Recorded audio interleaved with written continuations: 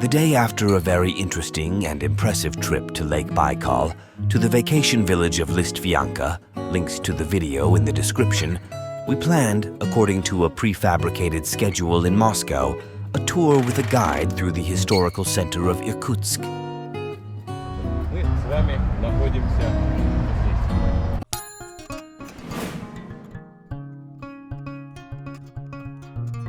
I have to say right away that we were very lucky with the Irkutsk guide, Sergey.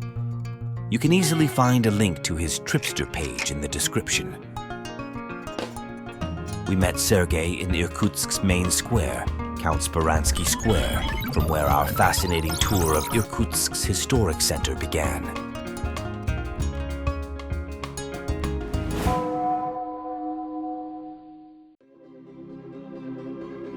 Count Speransky Square was created immediately after the construction of the Irkutsk Kremlin, just behind its southern wall in the second half of the 17th century. They called the square Kremlin Square in accordance with its location. The square was very comfortable. The square immediately became popular with locals and transients, both as a place for trade and as a place for mass gatherings and festivities. Over time, the area grew both in size and buildings, and towards the end of the 19th century received the current contours. Если вы посмотрите вот направо, Throughout its history, the square has changed 12 names. For the longest time, 140 years, it was called Kremlin. Its current name, Count Speransky Square. It bore until the Great October Revolution, and then from 2016 until our time.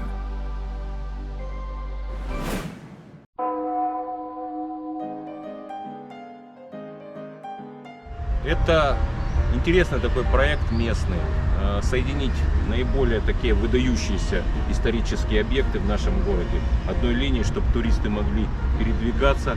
Эта линия у нас почти, сколько уже, лет 12 как есть. И обязательно стоит такой стенд, который рассказывает, что там перед вами. Проводим эксперимент. Здесь написано, что если позвоним по этому номеру, то будет работать аудиогид. Сейчас проверим. Приветствует экскурсионный маршрут «Зеленая линия». Работает!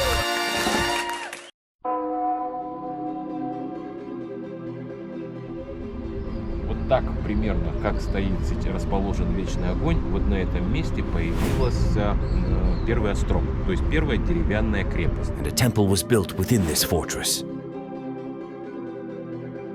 The Church of the Savior of the Uncreated Image, or simply the Church of the Savior, is one of the oldest temples in Eastern Siberia.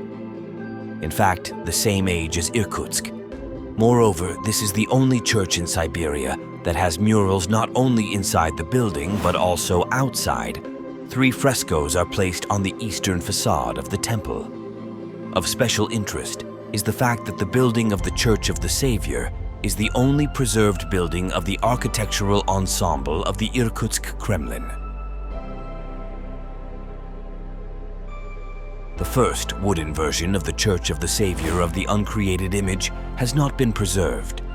The wooden church was built in 1672 and burned down in 1716.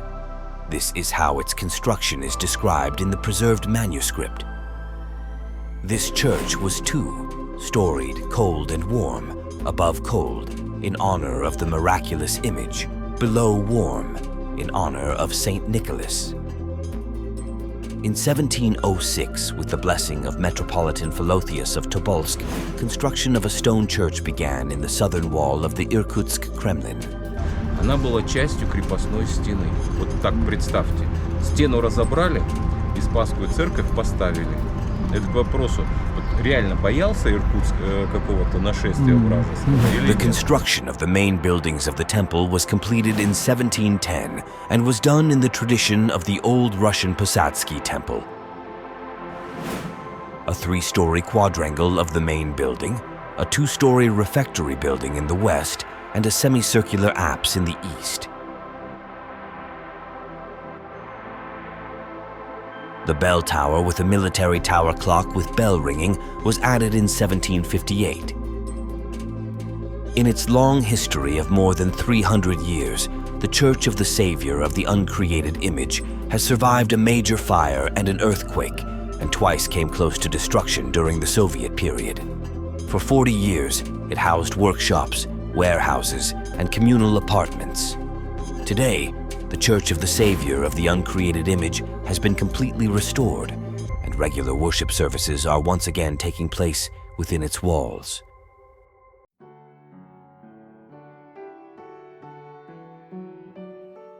The Roman Catholic Church of the Assumption of the Virgin Mary is known among locals as the Polish Church.